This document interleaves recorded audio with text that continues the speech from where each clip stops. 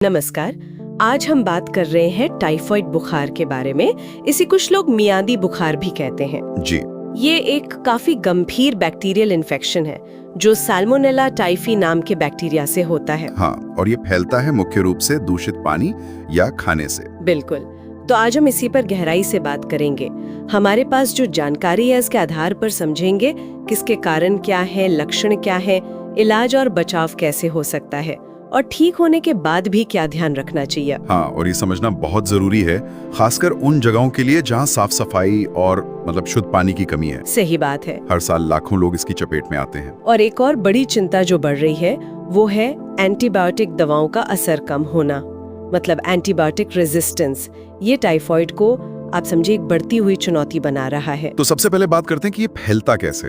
आपने बताया पानी और खाने से, मतलब जैसे नल का पानी साफ ना हो या बाहर का खाना। हाँ बिल्कुल, नल का शुद्ध पानी या फिर जो बाहर खुले में खाना बिकता है वो एक बड़ा सोर्स है, और कई बार ये सीधे संक्रमित व्यक्ति के संपर्क में आने से भी फैलता है। अच्छा, वो कैसे? देखिए, जो मरीज है उसके मल मूत्र में ये बैक्टीरिया होते हैं। अगर सफाई का ध्यान ना रखा जाए, जैसे मान लीजिए टॉयलेट इस्तेमाल करने के बाद हाथ ठीक से ना धोएं और फिर उन्हीं हाथों से कुछ छू लिया या खाना बना लिया, तो ये दूसरों तक पहुंच सकता है। बिल्कुल। इसलिए खराब सीवेज सिस्टम या जहां लोग खुले में शौच करते हैं वहां इसका खतरा ज्यादा होता है। और एक और बात है जो थोड़ी चौंकाने वाली है। कुछ लोग ठीक होने के बाद भी, मतलब उनमें कोई लक्षण नहीं दिखते, फिर भी वो महीनों या कभी-कभी सालों तक अपने अंदर ये बैक्टीरिया रखते हैं और फैला सकते हैं। अरे, बिना लक्षण के? जी हाँ, इन्हें क्रॉनिक कैरियर कहते हैं, और इनकी वजह से बीमारी को पूरी तरह से खत्म करना और मुश्किल हो जाता है। समझ गई। अच्छा, अगर किसी को इन्फेक्शन हो गया तो लक्षण क्या नजर आते हैं, कैसे पता चले? देखिए, सबसे आम लक्षण तो है तेज बुखार। 103 से 104 डिग्री फ़ारेनहाइट तक जा सकता है। काफी तेज? हाँ, और इसकी एक खास बात है कि ये बुखार अक्सर एकदम से तेज नहीं होता, बल्कि धीरे धीरे बढ़ता है। मतलब हर दिन पिछले दिन से थोड़ा ज्यादा। इसे डॉक्टर स्टेप वाइज पैटर्न कहते हैं। अच्छा, सीढ़ियों की तरह? बिल्कुल। इसके साथ पेट में दर्द होना, कभी दस्त लगना तो कभी कब्ज हो जाना, ये भी होता है। सिर दर्द और बहुत ज्यादा कमजोरी और थकान महसूस होना भी आम है। और भूख का क्या? वो भी कम हो जाती है ना? मैंने सुना है कि कभी-कभी शरीर पर हल्के गुलाबी दाने जैसे भी दिखते हैं। हाँ, भूख लगना तो काफी कम हो जाता है। और वो जो गुलाबी दाने आप कह रही हैं, उन्हें रोज स्पॉट्स कहते हैं। ये हर किसी में नहीं, पर कुछ लोगों में दिखते हैं, खासकर छाती और पेट वाले हिस्से पर। ये सारे लक्षण आमतौर पर बैक्टीरिया शरीर में जाने के मान लीजिए 6 दिन से लेकर 30 दिन के अंदर कभी भी उभर सकते हैं। तो अगर ये लक्षण दिखे तो पक्का कैसे होता है कि टाइफाइड ही है? कोई जांच होती है? हाँ बिल्कुल, डॉक्टर लक्षणों के आधार पर शक तो करते हैं, पर कंफर्म करने के लिए टेस्ट जरूरी है।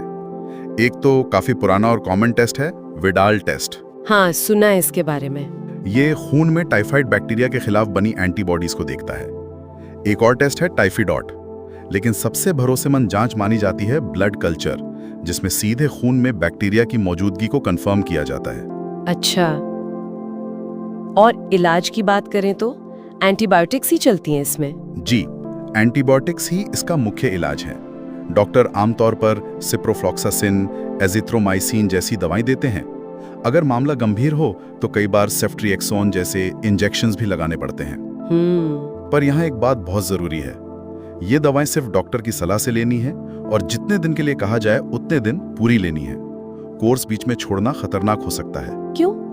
क्या होता है अगर बीच में छोड़ दें? अगर कोर्स पूरा नहीं किया तो हो सकता है कुछ बैक्टीरिया शरीर में रह जाएं जो पूरी तरह मरे नहीं, और फिर वो उस एंटीबायोटिक के खिलाफ अपनी प्रतिरोधक क्षमता, मतलब रेजिस्टेंस, विकसित कर लेते हैं। ओह, तो यही वो एंटीबायोटिक रेजिस्टेंस है जिसकी बात आप शुरू में कर रहे थे? बिल्कुल, और ये समस्या अब बहुत गंभीर होती जा रही है। कुछ जगहों पर, जैसे पाकिस्तान में रिपोर्ट्स आई हैं, ऐसे टाइफाइड के स्ट्रेन्स मिले हैं जो मल्टी ड्रग रेजिस्टेंट है, यानी एमडीआर। एमडीआर मतलब उन पर कई सारी जो आम एंटीबायोटिक्स हैं वो असर ही नहीं करती। और इससे भी ज्यादा खतरनाक है एक्सडीआर टाइफाइड, यानी एक्सटेंसिवली ड्रग रेजिस्टेंट। उस पर तो लगभग सारी मौजूदा दवाएं बेअसर हो सकती हैं। अरे बाप रे, ये तो बहुत डरावना है। हाँ, इसीलिए डॉक्टर के लिए ये जानना जरूरी होता है कि मरीज के इलाके में कौन सी दवाएं अभी भी कारगर हैं, मतलब वहां का रेजिस्टेंस पैटर्न क्या है, उसी हिसाब से दवा चुननी पड़ती है। इसीलिए मैं कह रहा हूँ, खुद से कोई भी एंटीबायोटिक लेकर खाना बहुत बहुत खतरनाक हो सकता है। सही बात है, डॉक्टर की सलाह जरूरी है। अच्छा, दवा के अलावा और क्या चीजें मदद करती हैं ठीक होने में? आराम बहुत जरूरी है। शरीर को लड़ने और ठीक होने के लिए एनर्जी चाहिए। दूसरा, शरीर में पानी की कमी बिल्कुल ना होने दें। हाँ, बुखार में पानी की कमी हो जाती है। बिल्कुल, तो सादा पानी पीते रहें।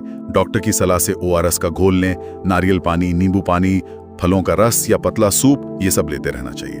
और तीसरा है खाना कैसा होना चाहिए?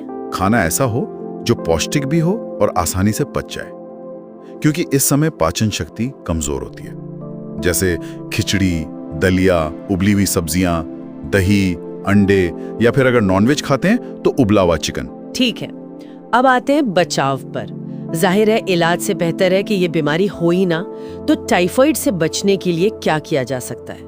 सबसे पहली और सबसे जरूरी चीज है साफ पानी। हाँ, हमेशा पानी उबाल कर पिएं या अच्छे फिल्टर का पानी पिएं, या फिर सीलबंद बोतल का पानी इस्तेमाल करें। अगर बाहर कहीं पानी पी रहे हैं तो ये भी ध्यान रखें कि उसमें जो बर्फ डाली गई है वो साफ पानी से बनी हो। कई बार बर्फ से भी इन्फेक्शन हो जाता है। अच्छा पॉइंट है। और खाने के बारे में क्या? खाना हमेशा ताजा बना हुआ और गर्म खाएं। कच्चे फल और सब्जियां अगर खा रहे हैं तो उन्हें इस्तेमाल करने से पहले साफ पानी से अच्छी तरह धोएं, और अगर मुमकिन हो तो छील कर खाएं। और जो सड़क किनारे खुला खाना बिकता है उससे तो पूरी तरह बचना चाहिए। बिल्कुल। और हाथों की सफाई, उसका कितना रोल है?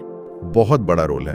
खाना बनाने से पहले, खाना खाने से पहले और खासकर टॉयलेट इस्तेमाल करने के बाद साबुन और पानी से कम 20 सेकंड तक हाथ अच्छे से रगड़ कर धोना चाहिए।